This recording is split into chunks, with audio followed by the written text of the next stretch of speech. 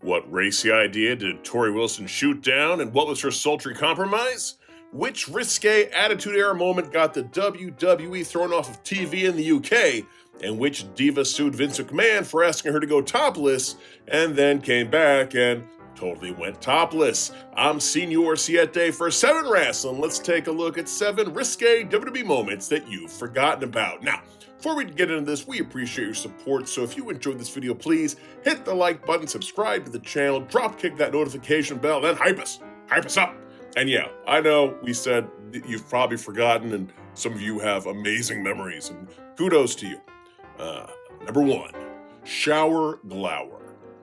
Picture this, it's late 2000, the Radicals have just defected from WCW and brought their technical mastery to the WWE. Among them, the always serious Dean Malenko gets handed a brand new gimmick, that of being a ladies' man. Yeah, the same guy whose wrestling style was closer to Grandmaster Chess than sex appeal suddenly spends his storylines stalking Lita, who was at the time the WWE's hottest daredevil diva and future legend. So what did the WWE do? They booked Malenko as a creepy, persistent suitor who offered Lita a light heavyweight title match with the stipulation that she owed him a date if she lost. Seriously, that was the pitch. She fights him, nearly wins, but ultimately taps out to the Texas Cloverleaf. Cue the awkward music. Now Malenko has a date with her, and it happened on SmackDown. She pretends to seduce him in order to set up a Hardy Boys beatdown. But the moment that puts this on the list took place on an episode of Monday Night Raw when Dean literally spied on Lita while she showered. Yeah, the Iceman, master of the Cloverleaf, was reduced to a silent background gremlin peeking through a locker room doorway. He'd get his comeuppance in short order as Matt and Jeff would once again give him a beatdown, but our question is always going to be, why didn't they beat down the camera crew too? They were just as guilty as the man of 1,000 holds. This disaster of a feud would end when Matt Hardy would plant a kiss on Lita post-match, and that duo would enjoy a happily ever after with no other wrestlers getting involved in their romance. Number 2, young at heart. The 2000 Royal Rumble featured a bikini contest officially called the Miss Royal Rumble 2000. The idea was simple, have a bunch of divas strut their stuff and let a panel of wrestling legends and Late Night with Conan O'Brien's sidekick Andy Richter judge them like a middle school talent show. The contestants included the usual suspects like Terry Runnels, Jacqueline, Ivory, BB, Barbara Bush, still the best name ever, and Luna Vachon, who refused to remove her coat. Now, the big selling point was that the nudity barrier had been broken at the previous pay-per-view, with the cat finally showing the puppies that Jerry Lawler had been screaming about for years. And the cat's bubble wrap bikini was fine, but not what the capacity crowd was hoping for. Just as the judges were tallying their scores based on swimsuit angles and rope-leaning techniques, Mae Young's music hit, because Attitude Era logic is, hey, why not? At 76 years old, the legendary old-school wrestler marched to the ring in a robe, declared she was in the contest, and began stripping down to what we were told was going to be a swimsuit. Then the bit got dumbly sensational. As she peeled off her top, a big censored graphic appeared to hide prosthetic breasts, like something out of Something About Mary. Mark Henry sprinted out to cover up like a horny hall monitor on prom night, and because the Attitude Era comedy values absurdity over coherence, the judges unanimously crowned Mae Young the winner. Yeah, Mae Young won a bikini contest at the Royal Rumble. 20,000 fans watched it live on Madison Square Garden. The segment was so eyebrow-raising that it reportedly cost WWE its broadcast deal with Channel 4 in the United Kingdom. So yeah, totally worth it. Number 3, sable-bodied. In 2003, the WWE booked what might be the single most hilariously ill-advised chapter in Diva-era storytelling, a feud between Sable and Stephanie McMahon that blurred kayfabe with questionable creative judgment. Premise was that Vince McMahon's on-screen character was romantically linked to Sable, which naturally made his daughter super annoyed because family dinners weren't dramatic enough already. This led to Sable and Steph brawling through backstage areas like a soap opera that lost its plot halfway through. During one SmackDown segment, Stephanie caught up to Sable, and in true Ruthless Aggression era chaos, tore Sable's top off on live TV. briefly exposing her before she covered up and escaped in a limo. What makes this segment even weirder in hindsight is that just a few years earlier, in 1999, Sable had filed a $110 million lawsuit against the company alleging sexual harassment and unsafe working conditions, specifically highlighting that she had refused to perform a topless segment that had been requested of her. She cited being asked to go topless on Raw, especially given the show's wide audience of minors, as part of why she left the company and filed the suit. The case was ultimately settled out of court. So the same company that once faced very serious legal pushback over asking her to strip ended up putting her in a storyline where her top got ripped off by Vince's daughter.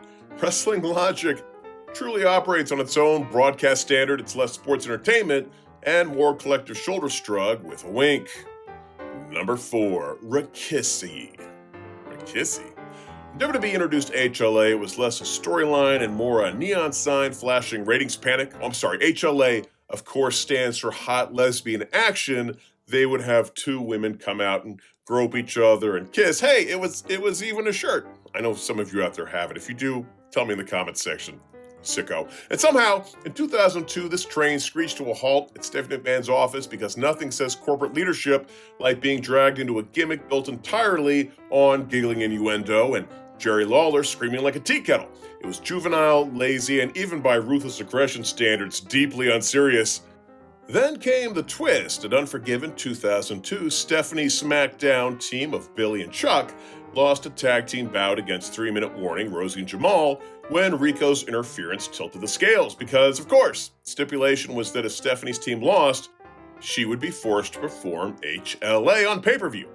Eric Bischoff trotted out two women dubbed Peaches and Cream and started the awkward proceedings, but cut them off before things progressed too far. Then he brought out a supposedly special lesbian named Hildegard for Stephanie to do the deed with. Stephanie gamely played along until Hildegard ripped off her wig and mask to reveal Rikishi in full drag. The crowd realized the joke was on Bischoff, not Stephanie, and Rikishi proceeded to beat up Bischoff and give him the stink face, turning a cheeseball stipulation into a comedy moment. In the end, Stephanie didn't just survive her punishment, she danced with Rikishi while commentators tried to pretend like this was some kind of awesome sports entertainment. This wasn't bait and switch, this was and switch. I'm sorry, I can't do it. You all deserve better. Number 5, towel trouble. To say that women's wrestling has come a long way is a bit of an understatement. Today we have WrestleMania epics. Back during the ruthless aggression era, we had backstage brawls that ended up in the women's dressing room or the undressing room. On the March 5th, 2007 episode of Monday Night Raw, the company delivered a Falls Count Anywhere women's title match where things got messy, sweaty, and awkwardly televised. The match between Mickie James and Melina was already heating up as a legit rivalry rooted in titles and ego, but WWE's creative decided that wasn't chaotic enough. Wasn't long before the bout turned into a full-on brawl with Mickie chasing Melina through the corridors.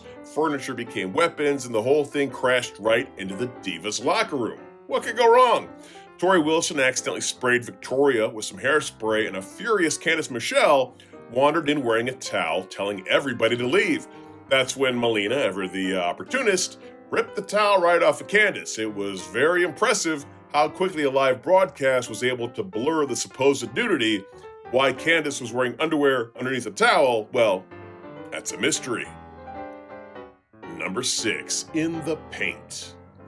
The Sable vs. Torrie Wilson bikini contest at Judgment Day 2003 was peak WWE escalation logic. If one bikini gets a pop, well, two must be revolutionary science. The segment was framed like a harmless nostalgia clash, Sable returning as the original ratings cheat code and Torrie positioned as the new generation upgrade. Now, I might argue that a bikini contest between two Playboy models is like watching Tom Brady in a game of flag football, but hey, what do I know? Actually, what I do know is the exhibition that followed was WWE discovering the Russian nesting doll of swimwear.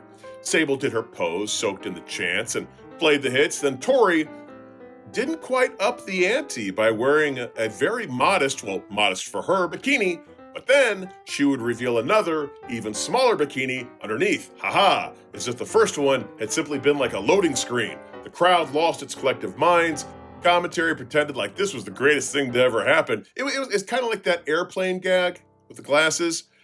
Now, what makes the segment linger isn't the reveal, but what didn't happen. Torrie later explained that Vince McMahon originally wanted her to strip down to body paint, turning the moment into a full spectacle reminiscent of Sable years earlier at Fully Loaded. Torrie said no. As she put it in interviews, Vince wanted me to have body paint underneath, but I wasn't comfortable with that, so I compromised with the smaller bikini. And in ruthless aggression terms, that's considered restraint. Number 7, Rude Awakening. Sorry, fellas, gotta have a little something for the ladies here. If you think the Attitude Era was the debut of a little raunchy raunch in our sports entertainment, then I got some news for you. In 1988, ravishing Rick Rude was already preening like a man who mistook a wrestling ring for a runway. His shtick was selecting a lady from the crowd after matches, giving her a big ol' smooch, and sneering at the men like they were rejected calling cards. That routine blew up spectacularly the night he chose Jake Roberts' real-life wife Cheryl, got slapped for his trouble.